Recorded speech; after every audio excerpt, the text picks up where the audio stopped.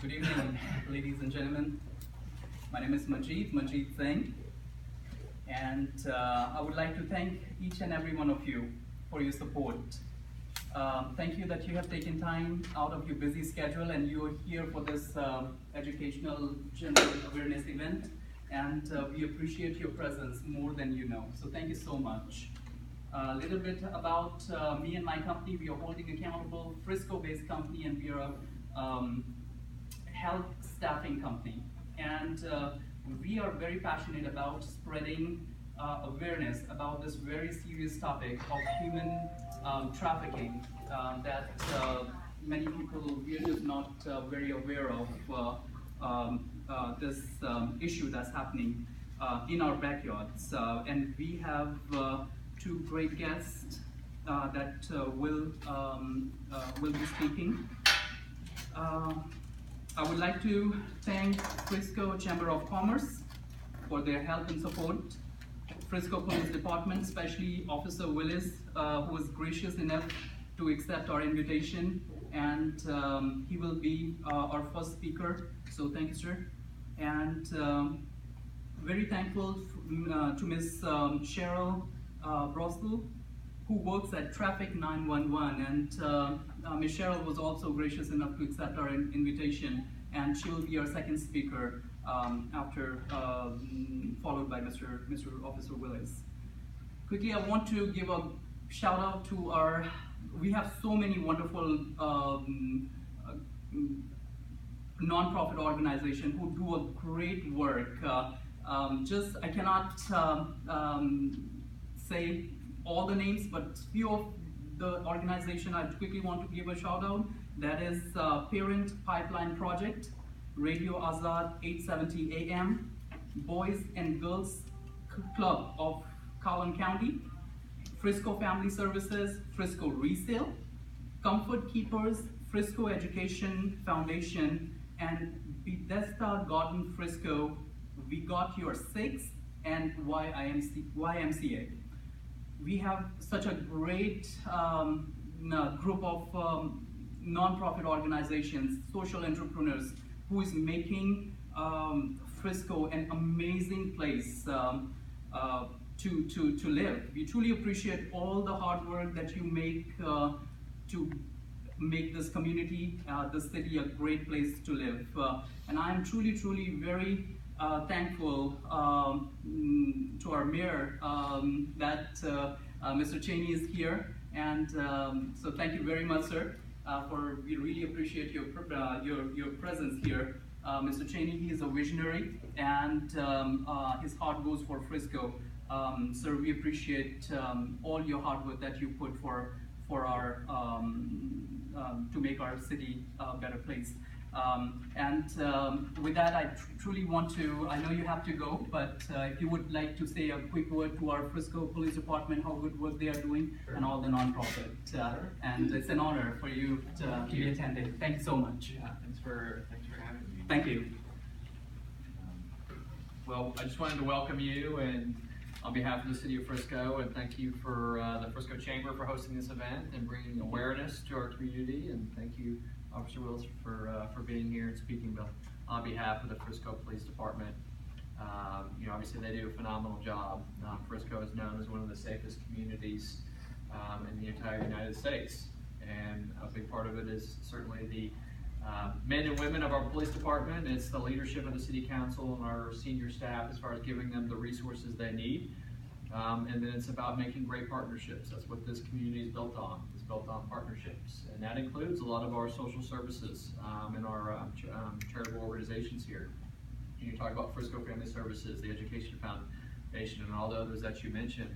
We at the city truly view them as an extension of what we're doing on the city level, because they provide us with so many benefits and so many services that the city could never provide, and reach corners that we could never reach on our own. So, we are very aware that even though Frisco is known as a safe and affluent community, that it is not immune from some of the that we see. And so, thank you for bringing awareness to us. Yeah, as you mentioned, I've got go to a retirement party for one of our long-term employees and speak on their behalf. But I did just want to come here and thank you all for hosting this and being here, and again, thank you for being here, and let us know if there's anything we can do for you. Thank you very much. Thank you again. Thank you. Thank you. Really appreciate your time. Thank you.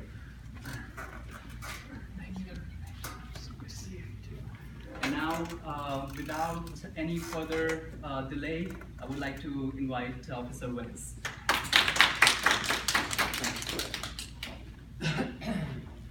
First off, I just want to say thank you to Mr. Singh and Holding Accountable for inviting the Frisco Police Department to this meeting. Like Mayor Chaney said, Frisco is known as one of the safest cities in America, but there's a reason for that. It's because how our citizens and how our business owners report things when they see them.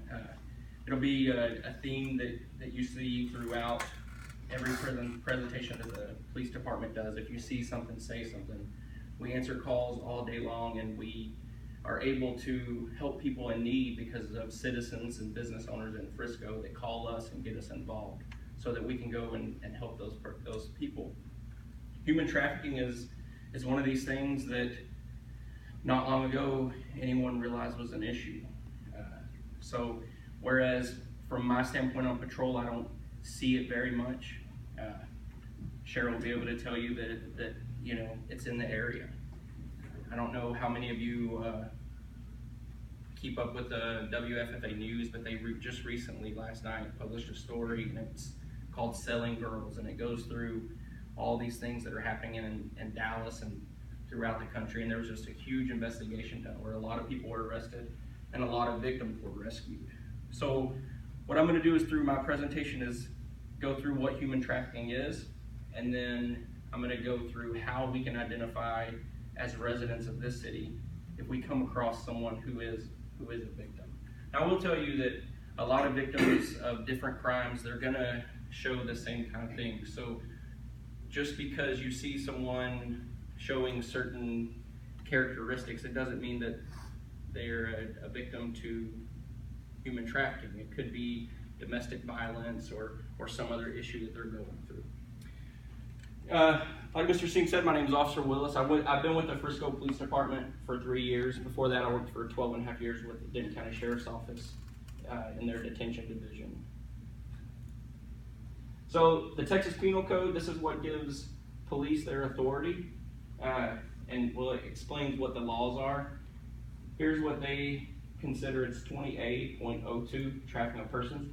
And if you have really good eyesight, you can read all these things. This isn't why we're here, though. This is in my PowerPoint just because it tells us exactly what the offense is. But this isn't why we're here. We're here because of things like this. These are the victims. And if you go through and you look through these charts, you're going to see that both genders are represented, all ages are represented, ethnic origins, citizenship, all these things. So it's not one group that's being trafficked.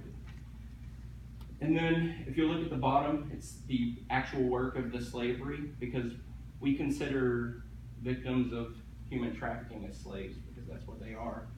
And sex trafficking makes up 83% of that. That's something that Cheryl will get into the statistics because she has a lot greater knowledge on the subject than I do whenever she talks to you guys. So what is human trafficking? Human trafficking is modern day slavery and involves the use of force, fraud, or coercion to obtain some type of labor or commercial sex act. Millions of men, women, and children are trafficked into forced labor situations and into the sex trade worldwide.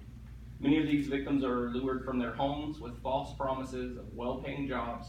Instead, they are forced into prostitution, domestic servitude, and other types of forced labor. Victims are found in legitimate and illegitimate labor industries, including sweatshops, massage parlors, agricultural fields, restaurants, hotels, and domestic service.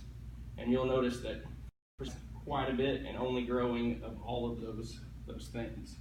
Well, maybe not agricultural fields, we're losing a little bit of those, but the hotels and everything that are being built here, with all of our labor going up, while I can sit here and say that we don't see this as a huge problem in Frisco, We don't know what the future holds.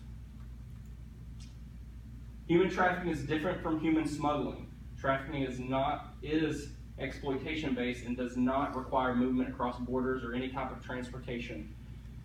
Again, when trafficking first came out, people immediately thought taking children from other countries and bringing them here and forcing them into labor. That is not what this is. Trafficking can happen from one block to another.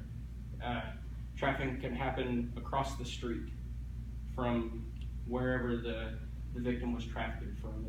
There's cases where a girl was taken from a school and she was picked up in the same city just right down the road in a hotel, and she was being used for sex labor. So smuggling is trying to get people here. Traffickers can use the facade as a smuggler to get people here, but it's really human trafficking in the fact that they force them into labor and they force them to do things and to get what was promised, which was live in America because it's a great place. But the smuggling, just getting people across the borders, that is not trafficking.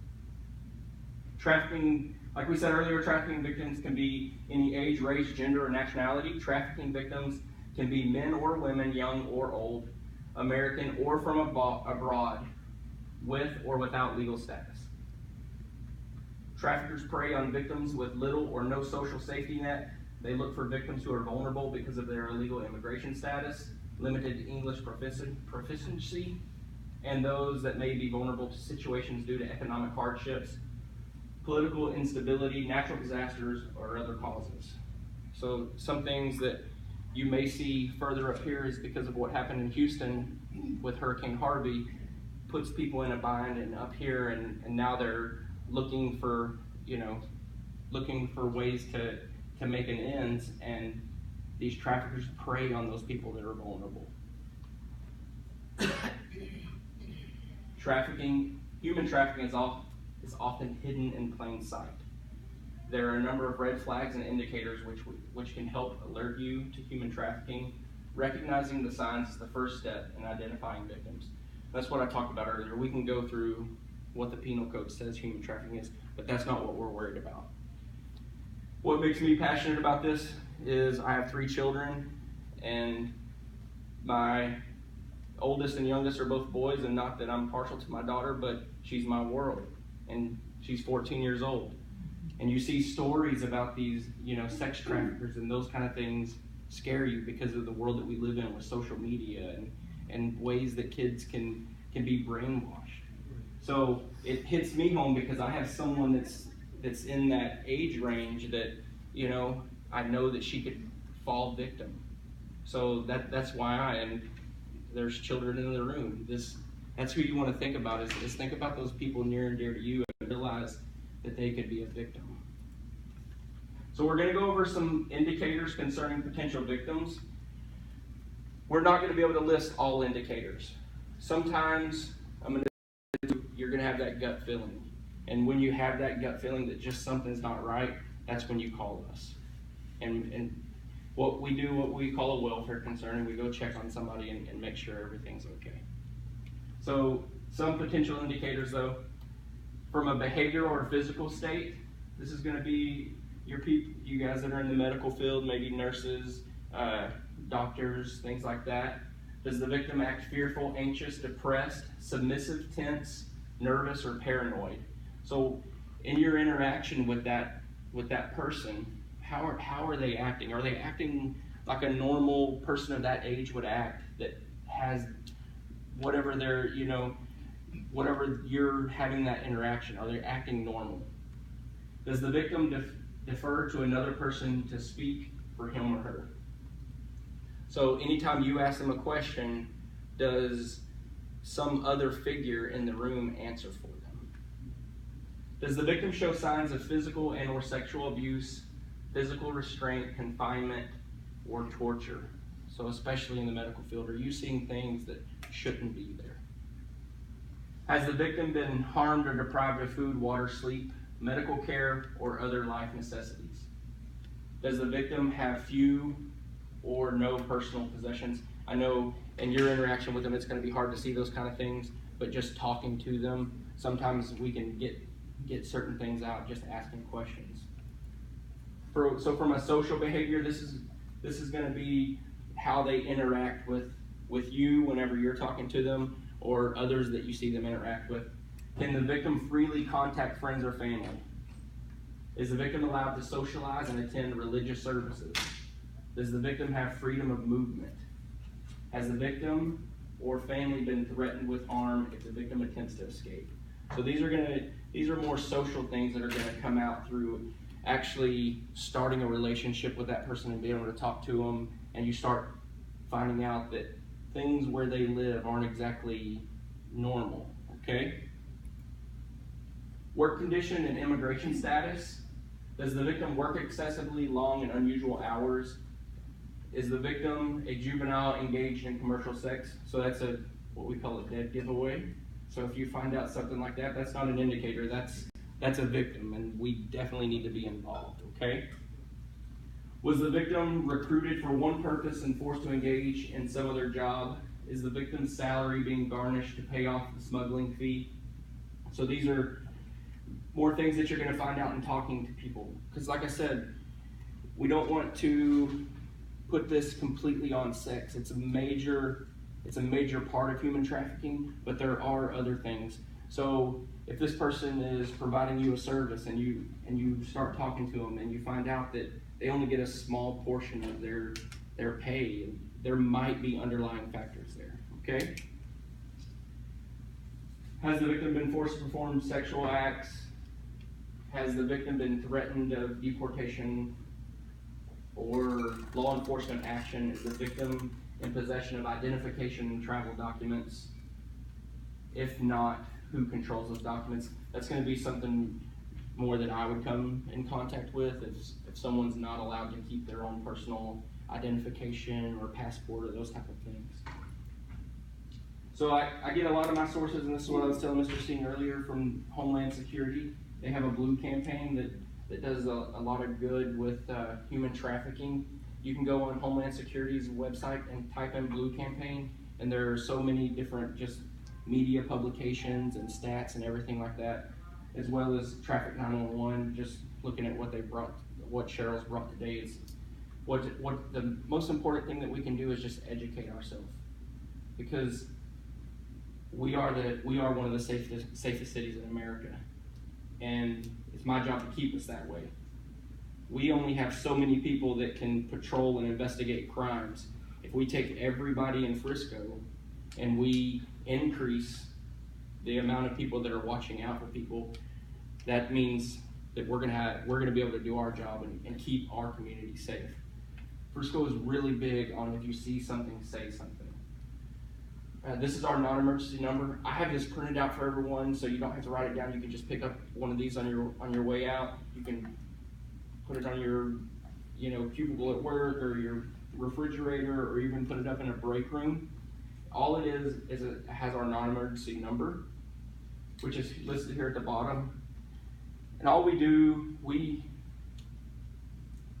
employ you to, not to use a pun on Mr. Singh's organization, but hold yourself accountable. A lot of times we'll see things and we'll be like, man, somebody should really help that person out. All I would ask you to do is hold yourself accountable and be that person that reaches out, because you could be the person that stops someone from being a victim, and we can start the road to recovery, and that's where Cheryl will step in. This will be up here for whenever we break. You guys can just come grab one of these, and if you guys have any questions, I'm going to turn it over to Cheryl with Traffic 911. Thanks. Awesome. Thank you. Okay, so let me tell you a little bit about us so that you can get some context. So we are a nonprofit that's based in Houston. We work throughout Texas with mostly minors. We do work with some adults 18 and above, but our main focus is on minors that have been lured into the world of sex trafficking. So we've worked with more than 700 girls. We work with Homeland Security, FBI, local task forces, DPS, our local law enforcement, all of that. when we identify a victim. We actually go into 16 different juvenile detention facilities throughout Texas. And from our experience, in almost every one of those, probably 50% or more of those girls that are sitting in detention have been a victim of sex trafficking. That seems crazy. It's real. Like I don't feel like we can dramatize this issue anymore. I don't think there's a threat of that, because it's estimated that there's 100 to 300,000 victims in the United States.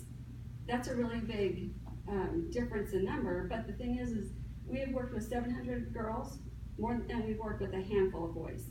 So those boys that are in this world, they don't identify like the girls do. So that number, we're never gonna get an accurate number on that, but it doesn't matter, because the other statistic is 99% of these kids will never be rescued. And that's something that's not okay. It's just not okay. So from our experience, what we see kids, not like the movie Taken. That's kind of really bad branding for human trafficking, especially sex trafficking, because that's not what we see. We don't see it like you said, we don't see it crossing borders. There is some of that. I'm not diminishing that at all. But what we see in the 700 plus girls is American girls trafficked in America, in communities, in neighborhoods like ours. We see that every day. The average age of kids that are lured into the sex trafficking is 12 to 16. Right now, we have a caseload of about 28-ish girls that we're working with actively right now, and that's a very accurate number. We have from 12 up to 18 right now. So that average is very, it's accurate for what we do. And that life expectancy of those kids is 7 years, unless we get them out of this life soon. That is due to drug addiction, infection, HIV, STDs. It's a very violent world. These kids will have quotas to meet. That sounds dramatic and it sounds crazy, but it's not. I mean, these 12 to 16-year-old kids have a quota to meet that's, let's say, an average of $1,000 a day. So what that entails is this child not having sex that, 10 to 20 times a day. It's being raped that many times per day, because that's what it actually is. So we try to get there as soon as they're picked up, as soon as they're rescued by police or by medical personnel, so that we can get them into trauma-informed services. They have incredible amounts of PTSD. I know we call it different now, but I mean, these prostituted women and kids have a higher PTSD rate of 73% than even war veterans or victims of terror attacks. Because if you think about over the years, even let's say if trafficked over 1 year, and imagine how many encounters that is, it's enormous. And so, I mean, I have a daughter who was raped in high school. She's 25 now, we're still dealing with things. And that was one encounter. She has the same mentality sometimes as the girls that we work with. After what I've done, they take the blame. I don't deserve a normal life, so they go back. These kids will go back to their traffickers 5 to 7 times. And it's heartbreaking every time it happens. And it's heartbreaking when you pick a girl up, which I did a couple weeks ago downtown at the Waffle House. Yeah, at the Waffle House. I shouldn't have gone there by myself, but I did. I took her back to placement because she ran. And she went there to recruit other kids and ran that night back to her pimp. Today, we kind of don't like to think that it's in our communities, but just today, right before I came here, I got a girl from Frisco, a sex trafficking victim from Frisco, placed at a short-term placement so that she can begin to get the help that she needs while I find her long-term placement. So that's a girl that lives in a really nice house in our city. And that's not the only Frisco kid that we've worked with. This girl used to live in Plano. We've had multiple girls that we've worked with here. And so I feel like sometimes we don't want to see it. We want to live in our world where we think that only happens other places, or we think it looks like the kid who's got the tape over their mouth, who's like locked in a cage or on a dirty mattress with handcuffed. I will say I've had one girl that I could think that probably happened to, but that marketing is kind of misleading, because that's what we're looking for. Instead of this kid that looks just like ours, that maybe the behavior has changed dramatically, and we're just going to label that kid as a bad kid, or we don't want our kid to hang out with her. 80 to 90% of girls were abused in their childhood, typically sexually abused in their childhood. The offenders, the pimps, typically theirs is almost the same rate. So getting families stronger, addressing all the things that pour into this, because this is not a standalone issue. If we had less homeless families and kids, we would have less kids being trafficked. Because once a kid's out on the street, which that could just mean they left home and they're trying to find somewhere to sleep. That's what a street kid could look like. Within 48 hours, a pimp has identified most of these kids. I had a girl who, she did not run away. She was going home at night and her mom wouldn't let her in. So she was literally riding the train to find somewhere to sleep.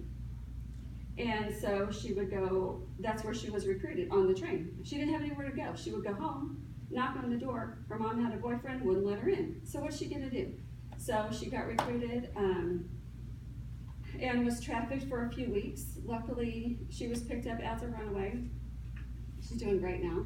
These kids are amazing. It all seems really hopeless. All these statistics sound super creepy and overwhelming, and they are.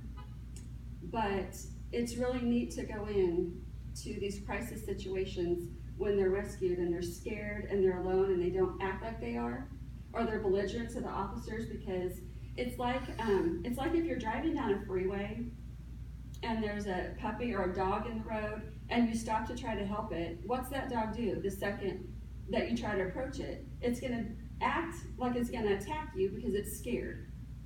So instead of us just saying, fine, if that's what you wanna do, no, we have to step back, realize the amount of trauma, the way that they are taught that law enforcement is against them, you can't trust anybody, they can't trust us.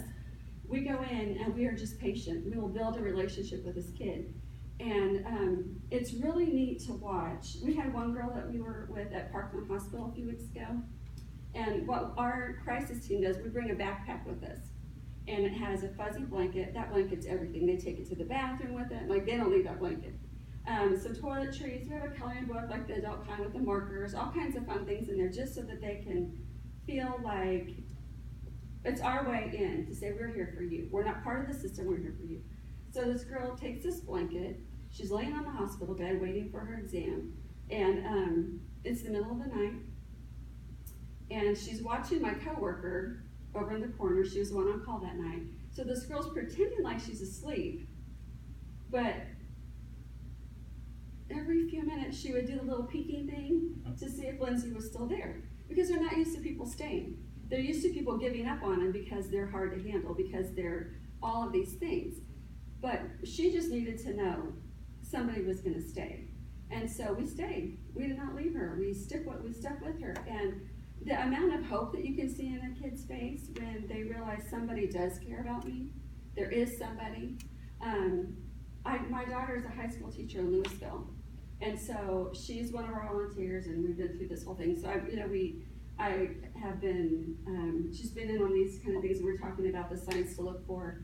And it's like if a child is in your class, at her school, at Harmon, they have a food pantry. So I try to explain to her. So if one of your kids is getting food out of the food pantry, but then a week later, she's carrying a Michael Kors bag and her nails are done and her hair's done, and we need to have a conversation. If a kid used to be like this, really well behaved, got really great grades, all this stuff, and now all of a sudden something's changed, what is it? What is it? If a kid keeps running from home, why are we running from home? What is in that home that makes them? Instead, we tend to label them instead of looking deeper at what is happening. And so I think my biggest message to you guys would be, it's here in our neighborhoods. It's not only in little sketchy brothels or whatever. It's in houses that look like ours. It's in communities that look like ours. And these kids are really amazing, and they just need a chance. They need somebody to see. My mother-in-law, They were driving to California this summer on vacation with their motorhome. And so it's really funny. My father-in-law, he comes over the night before they left and he sits me down at the table. So what do we need to watch for? Okay. So we went through, he's so funny. So I'm like, okay, here's what you do. Because they stop at the truck stops and all the rest areas and they sleep there overnight. So we went through the whole thing. The next morning, by 8:07, Sunday morning, I get this phone call. Honey, I'm like, yes, this is my mother-in-law. We are at like the Flying J, wherever it was, one of those places.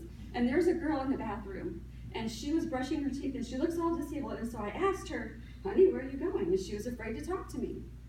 And she said, and then somebody came in the door and she just completely panicked and shut down and walked out really fast. So I followed her. And there was an older man out there who just like immediately swept her and put her in his truck. What do? Oh my gosh, this is awesome. Not, you know what I mean. I said, okay, you're going to call the Human Trafficking hotline and you're going to call 911. And you're going to get the description. She said, I got all that. So she did everything. She called the hotline, got a case number. She called 911. She said they're on their way. And I mean, that right there, she wouldn't have known that. She wouldn't have known what to do. But if we can like educate our law enforcement, our medical personnel, 88% of these kids have touched medical personnel sometime in their trafficking. So it's really cool to have, like we train Cook Children's Hospital. They had 0 identification of kids. And once they knew what to look for, we had 11 within 8 months. So it's really cool because that's the best way that you can see their body, what tattoos are on them. These guys will brand them with their gang symbol or with their name or whatever you see it. I could show you things that would make you crawl. The way that they are literally branded with a barcode or with the word daddy. Or in Texas, it's crown. Crowns are a big deal here. But just knowing those things to look for can literally save a kid's life. And so he's exactly right. These numbers are important to have. It's important in airports in our city because we have a lot of new hotels, we have a lot of sporting events, all that stuff contributes to this problem. So I just think it's something worth knowing. You can't unknow it, sorry. But once we do, it gives us power to be able to do something about what's happening out there. Our presentations are usually like at least an hour long, so this is like the highest flying view of what it looks like here. But that's our experience from these kids that we work with, and it's really cool work to do. But there's lots, so if you want to volunteer, let us know. Well, thank you very much.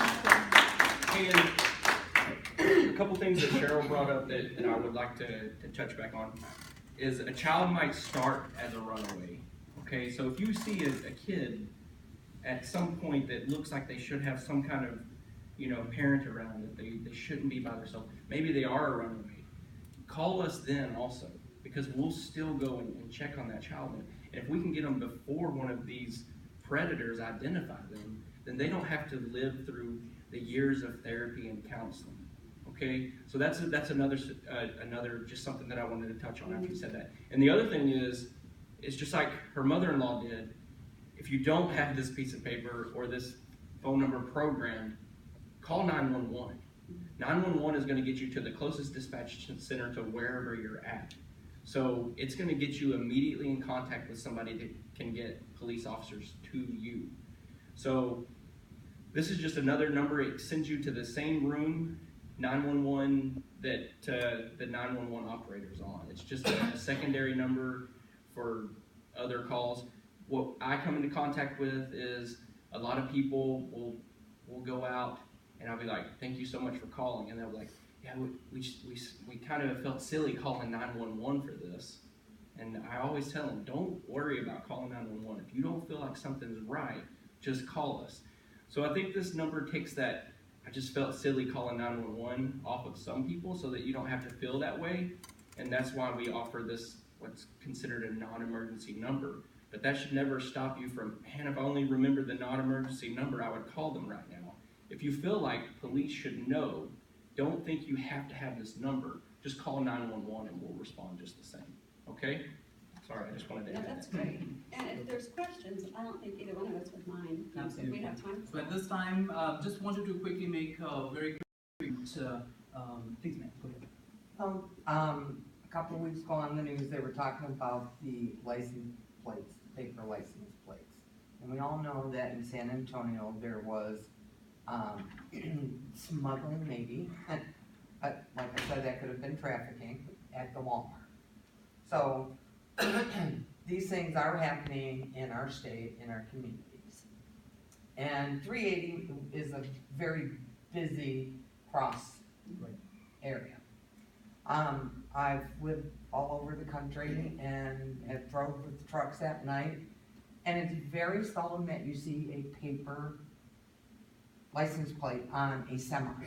So it raised a red flag for me, and I just had this really uncomfortable feeling.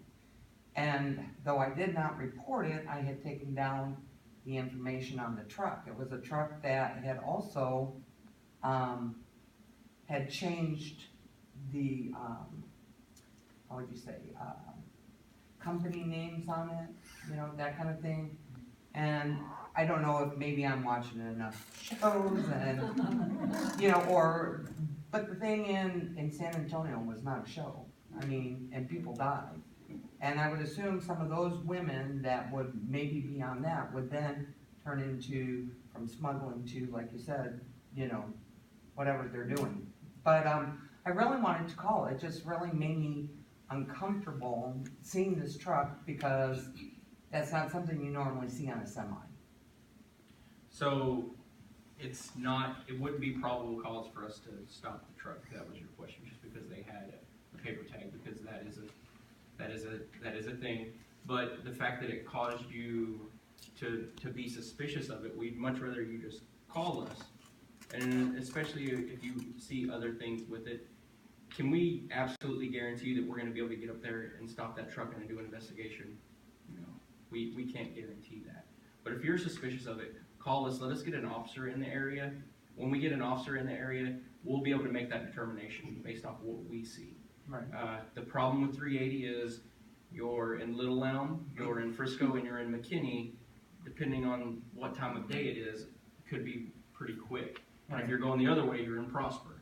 So the area is kind of convoluted on what department's going to take it at what time. I can tell you that we respond to 380 all day long.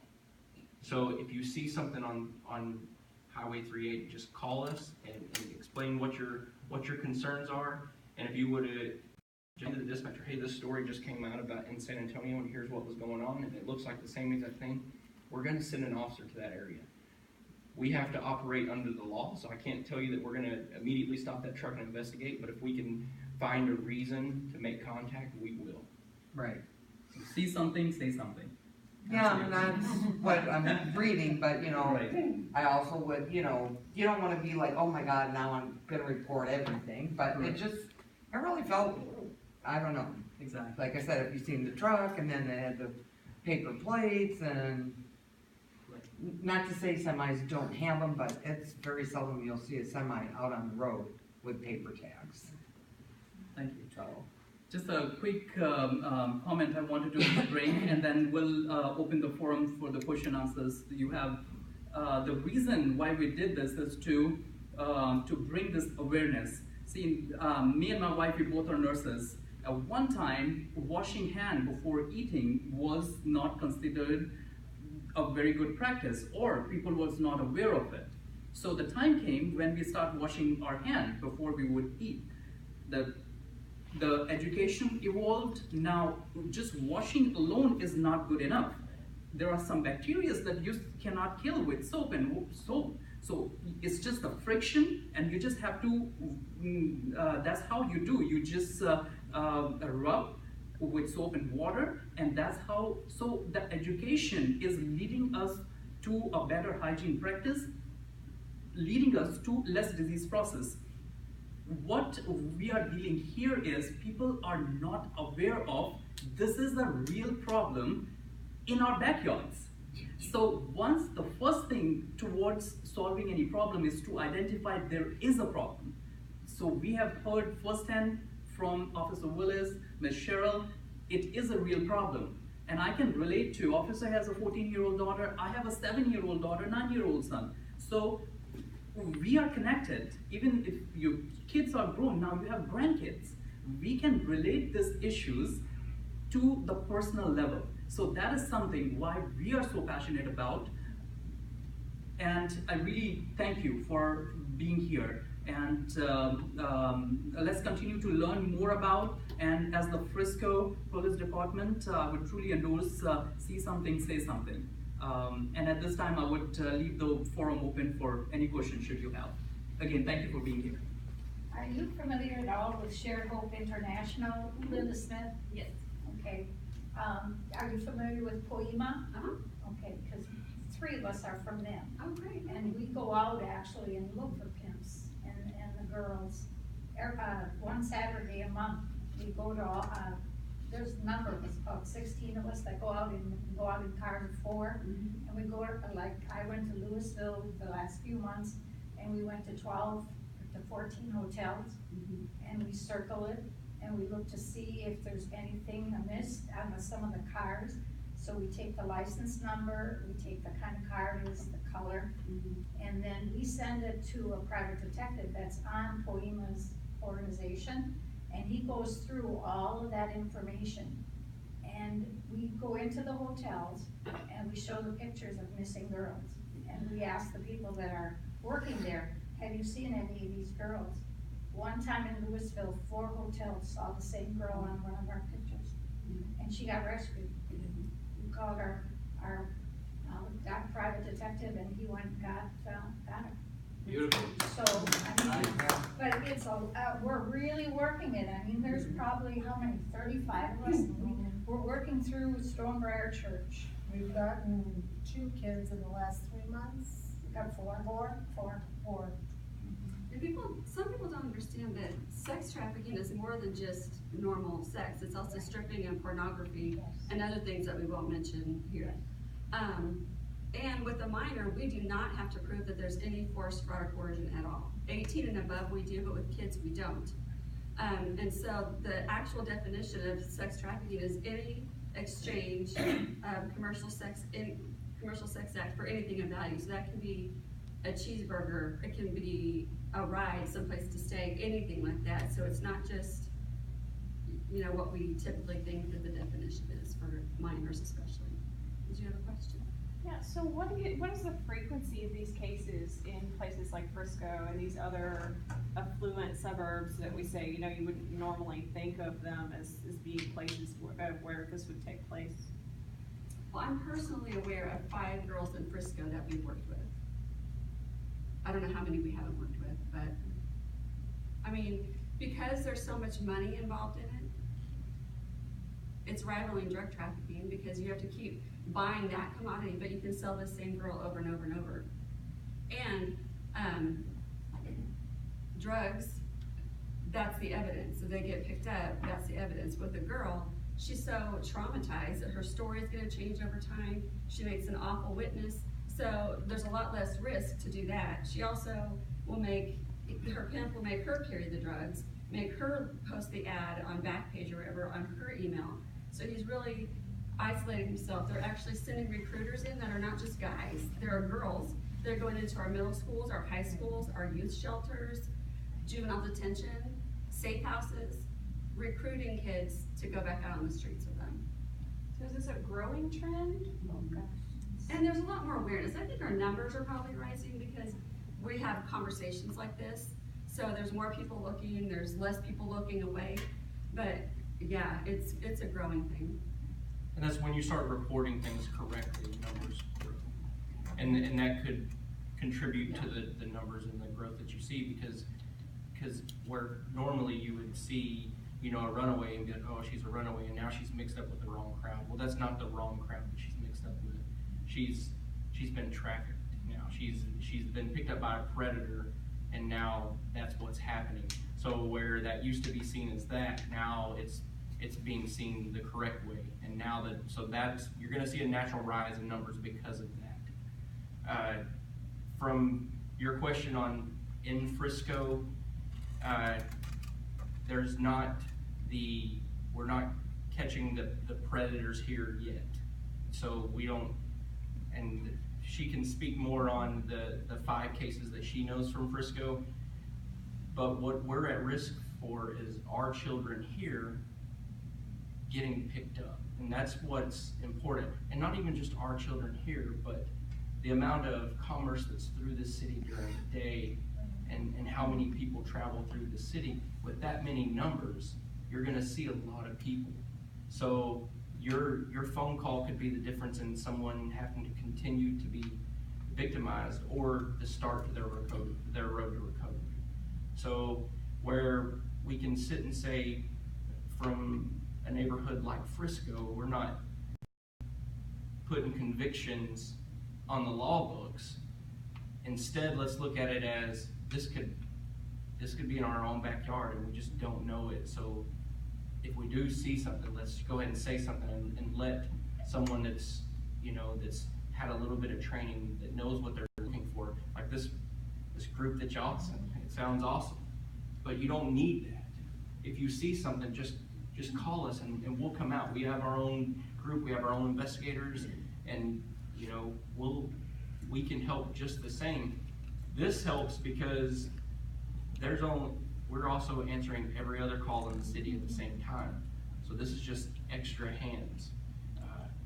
My advice would be, if you are on your own and you have time to call us, don't put yourself in a situation where you feel like you could be hurt. Just call the police department and let us come out and handle those things. Don't try to be a hero and go save someone. Let us come out and do that for you. That's why we're here. Everybody at the police department that I know, and I know everyone, really enjoys our job. And when you get to save somebody, you hold your head a little bit higher that day. We want to know about these things, and that's why we're real big on just call us. We'll come out and we'll investigate anything. It doesn't matter. You know what's normal in the places you work and the people you come in contact with and in your neighborhoods. You stay there. You know what's normal. So if something looks out of place, there's a good chance it is. Now, it may just be some general contractor doing work in your neighborhood, but we're gonna come out and we're gonna investigate that just the same way, and it might not be. And if it's that time that we actually get to save someone from this horrible crime, then everybody did their job that day. Are you familiar with the movie that Sheriff Hope International sells, and it's called Chosen? Have you seen the movie? I have. Well, I just moved here from Florida, and I was on a committee in Florida. And I had gone to the school board in St. Augustine, Florida, which is the oldest city in America. And I presented it to them, and I said, I would like you to show that movie in the schools to the parents, the students, the teachers, any medical people, even the principal, and make them aware of what's happening. And they said, oh no, it's not happening here in St. Augustine. And I said, you want to bet? Because 15 girls were rescued from the organization I was in a year, and there were 1,500 in Florida that were rescued because of people becoming more and more aware and calling. Because the biggest thing is to call them, those numbers. It's all based on education. Yes. If you're a normal, everyday citizen walking down the street and you don't know there's a problem, you could look at these kids and say, oh, that's a trouble kid, and you keep walking. Or that's a bad kid. I don't want my kids hanging around that kid. So it all starts with education. And that's why it's so important that Mr. Singh and Holding Accountable held this, so that we could start education here. Because once you start having a group of educated people, that education grows and grows and grows. And then, just like Cheryl said earlier, this issue that you didn't know you had, you start realizing that you do, and you start having the reports. And while we all, when we go to sleep, we don't want to think about this at night, we can look around at the news stories that are happening, and we know that it's happening in the metroplex, and we're very close to that. So, we can either turn a blind eye to it, or we can start saving these victims. They don't always want help or even see themselves as a victim. We might I go into Collin County Juvenile Detention and present our prevention program there. And there's a girl that's there, she's seen it 3 times, and on the 4th time she realized, oh, that was me.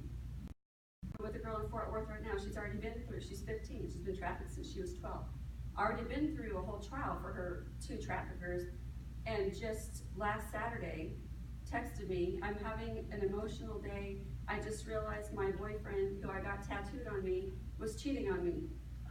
Like, we've been talking, like, I've been hanging out with her for 2 months. I thought we had, but she's just now getting that this one wasn't her boyfriend. So, you know, and he's right, going up and asking questions, trying to rescue, it's not safe for you, it may not be safe for her. So it is best to have law enforcement involved anytime possible. If there's an emergency situation, absolutely 911. My mother-in-law did good. You know, I was really proud of how she handled that.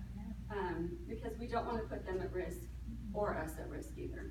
In our organization, actually, we're trained by someone who's been working with a detective before we're allowed to be one of the 4 people that go around in a car. And if we feel uneasy, we leave that location. So we're very careful when we do that. I wanted to ask a question about these kids that are right here in our backyard in Frisco. These 5 kids, or the one today. How are you finding these kids? Is somebody notifying you, or do they get away, or are their parents, these 5, are their parents looking for them? It happens for us in a lot of different ways. A lot of times they are picked up in Dallas or wherever by law enforcement as runaways or on drug charges or whatever. And we are one of the agencies, the advocacy agency, that we get called right on rescue. And they may still have to go and take care of their court business for whatever they were picked up on. But the good thing is now, they're being identified as victims, so they get services. So like we're able to even go to court with some of them and work through the process, because if she's holding drugs for, you know, all that stuff. So we get them a whole different kind of way. The girl, one of my Frisco girls, it was through a friend of a friend whose mom needed help, and I'm like, we can help. So they connected me with her, and now we're working with her. It's very rare that we get a girl that calls and said, help me. We did have a buyer, a John, call us one time. Really? Yeah. And when our poor volunteer answered the phone, he was in Killeen. He's like, I went to an appointment with the girl, and I realized she's being held against her will, and she's a minor.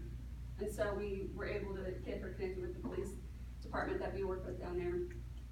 And he gave them the information, and they were able to recover her. But we get them in all different kinds of ways.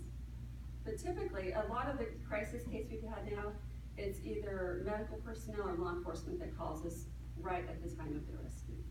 So that we can kind of be there to help them get stable and figure out what the next step should be. I guess I'm one of those people that think that it really doesn't happen in the city that I live in.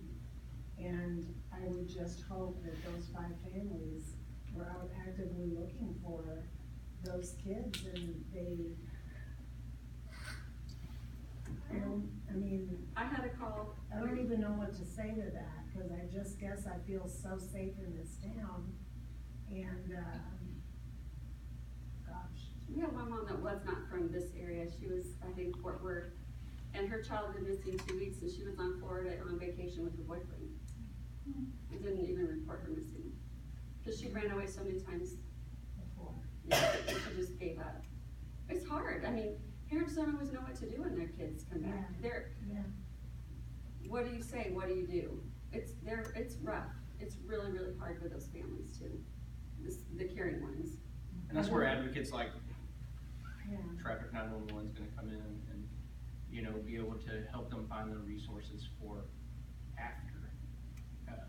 From the police standpoint, if we take a report for a missing child, we send out bulletins to the area, and police are on the lookout, and they're also entered in as a missing person. So if someone comes into contact with that person and they give their name and their date of birth, they're gonna flag as a runaway or a missing child.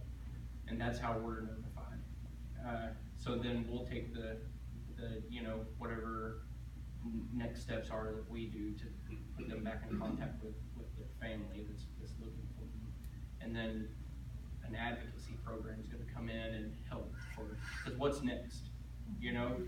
Something's caused this, and then what's happened during this time. And that's why something like this is so important, because at this point we've now found this missing person and we've reunited with their family. Well, it's not we're going to wash our hands and say good job. There's got to be a next step because we've got to find out why, and that's why these things are happening and why they're drawn to these. And it's all about education from our standpoint too. And I told Cheryl earlier that I was going to put her in contact with our advocates that we employ at the police department so that they could start a conversation, and that's what we're doing. So, keeping time in mind, we will take questions for next 5 more minutes, and then I'll invite Ms. Michelle to share about our Facebook update on this event, how you can get benefit of. So we'll take questions for another 5 more minutes. Please. I just have I'm just going to say thank you, holding accountable for hosting this event. It's a great educational awareness thing. But the police department, Frisco Police Department, truly appreciates the great work that you do in the city, keeping it, safe. We take that for granted, but that it takes a department like yours to keep it that way, and appreciate the organizations that, just great to hear some of the new things and organizations like yours. One of the questions I had was, we focus on the victims, the side of it, and I'm sure it is, but the other side, the predator side, are we strategically looking more, because that's the cause? We're trying to defend on the side of, trying to save and protect. But if there was a very strategic patterns of who are these people that are predators and how they come to be, and a lot of times it's economy, money-based stuff, but if you could also simultaneously and I know it's already there, but I was just wondering, that would be, to me, it angers me when I hear stuff like that. And from my side of things, it angers me as well. And I can guarantee you that our criminal investigative division is some of the best people that I've ever worked with. And if they're set in the right direction, that something like this was based in Frisco, it would be investigated, and they would do everything they could to where it was prosecuted to the full extent that it could be. It's from top to bottom, our detectives are, like I said, hands down some of the best that I've ever been around. And so, but again, this has to start somewhere. We have to know that it's where it's happening, or we have to get that first piece of the puzzle to start us heading in that direction. And then based off education, well, now we've educated ourselves to know what to look for. Well, now we've notified the police department that it's an issue, and the police department knows where to send it, and now we know what we're looking for. So then we can go and get the root of all the issues here, and that is the predator. Yeah, I was just thinking, because sometimes it just could be a tentacle of a big, large network that we can really squeeze the guy to find out what his connections are, perhaps. Oh no, and I'm sure it's done. I'm not assuming anyway it's not, but It's a supply and demand issue. okay. If there was no buyer, Right. there would be no 12-year-old, Right. And for us, we are very passionate about the root of this whole thing being pornography. Mm-hmm. Absolutely.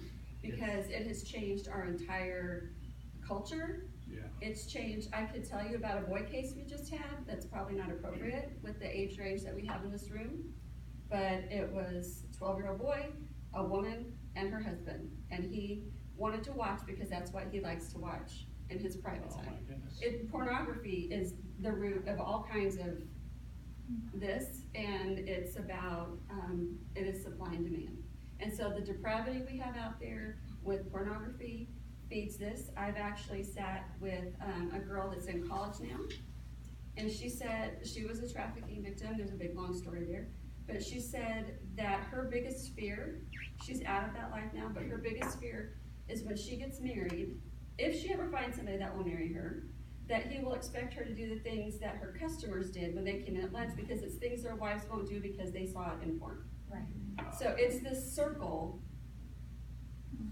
that is atrocious, and that's the core of where these kind of things, in my opinion.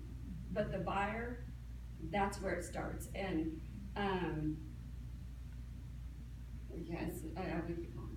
Yeah, just like she said, we could talk about these stories, and if you haven't, like I talked about earlier, if you haven't read the WFAA story, it's called Selling Girls. Just look that up. It's a very good article.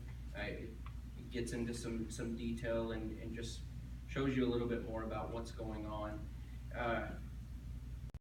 But like she was saying, she could tell stories, and we could talk about where this is based off of, and we could have taken that presentation to hey, this is what human trafficking is, and we could have completely defined it, but I didn't think that that's what we needed to do. What we needed to do was talk about how to identify the victims, because that's what they are, the victims. They're the ones that need rescued, and that's why we did the presentation like we did, to try to give you that, just that little bit of knowledge on this is how some victims act around certain situations.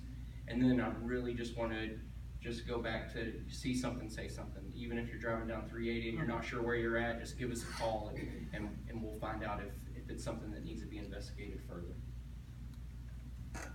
Well, thank you again for all of you for your presence, and I'm going to invite Ms. Michelle